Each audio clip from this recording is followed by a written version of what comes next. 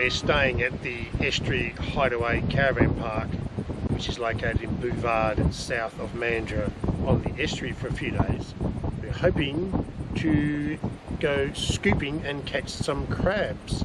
I spoke to some other people here and there's not a lot around at the moment, they tell us, but we'll give it a go and see how we go. So this is the campsite.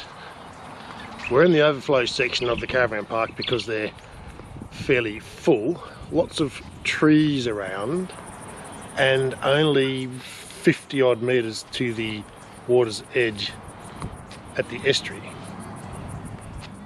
One thing I need to mention though is there is only bore water here. They do have a rainwater tank to get drinking water, but you can only get your hose connected to bore water, which is not a problem as long as you know. Right, at last the wind has settled down. I had another go at crabbing, scooping, and still nothing. I'm only getting little ones.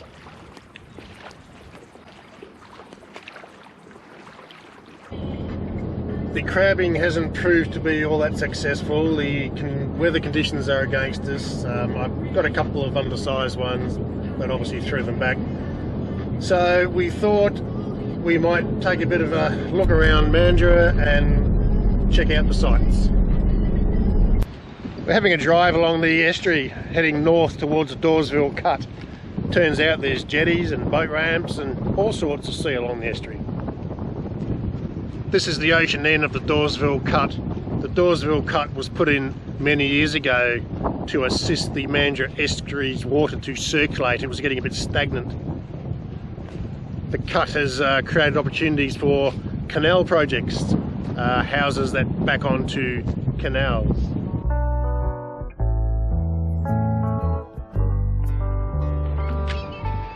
This is canal living. Very nice.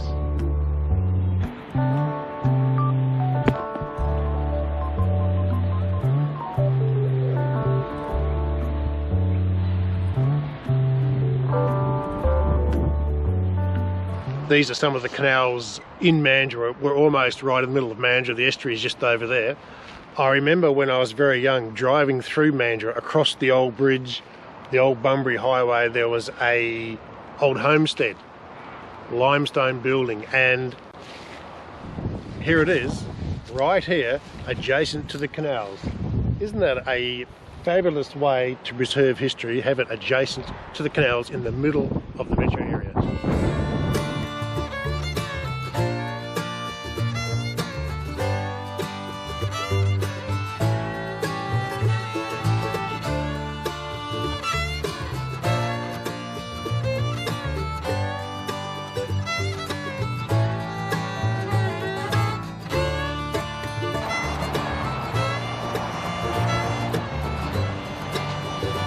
This is the homestead. It's a very large homestead. The traditional verandas all the way around the building to keep it nice and shady and cool.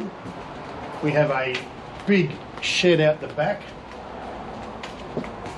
and also a cottage, smaller cottage.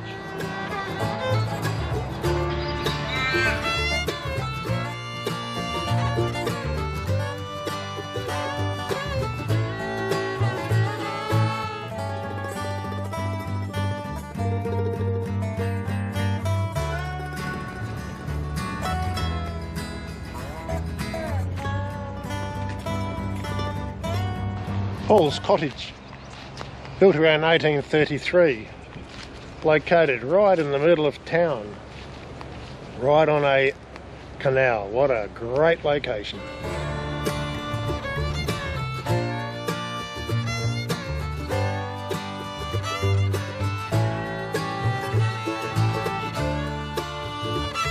Mandurah foreshore, very nice.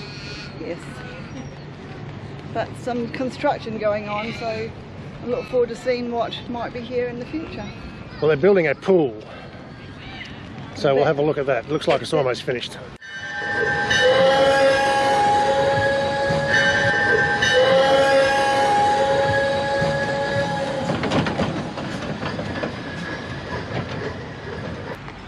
I saw a photo my parents took when they were here at Mandurah on holidays in late 50s or the early 60s, there was a footbridge that went from this side of the estuary across to the Peninsula Hotel, where the big tree is over there.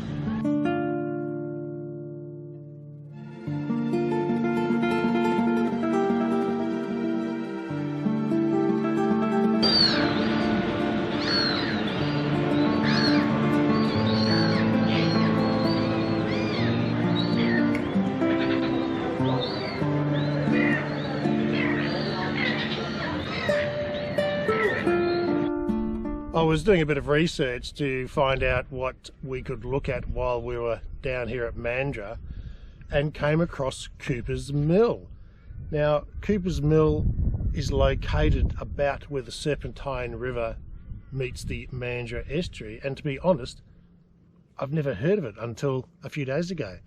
There is a catch though, it's on an island, so luckily I brought my canoe. I'm going to paddle across and explore.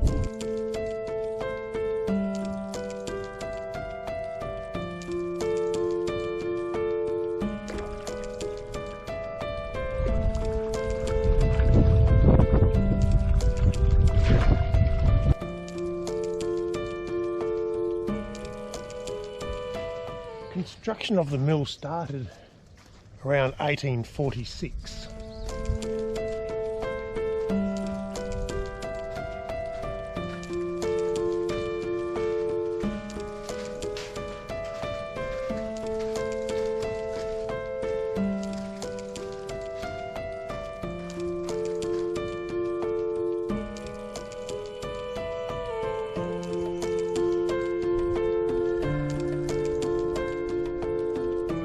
I'm on the other side of the island. This is Cooper's Mill Public Jetty. There's barbecues, playground, a little bit of lawn. Nice place to come for a visit, picnic, or maybe even moor a houseboat overnight. So it appears Cooper's Mill is on an island. This side, the mooring side, is the Murray River, and the side I paddle across on is the Serpentine River. So two rivers entering the estuary within 100 metres or so. I'm walking back from the landing in the Murray River to the mill, which is sort of at the mouth of the Serpentine River, maybe 100 metres across the island.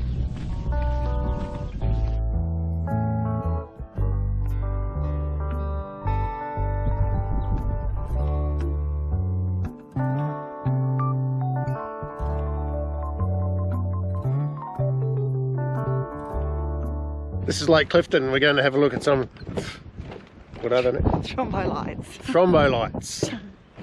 Living rock. A living rock.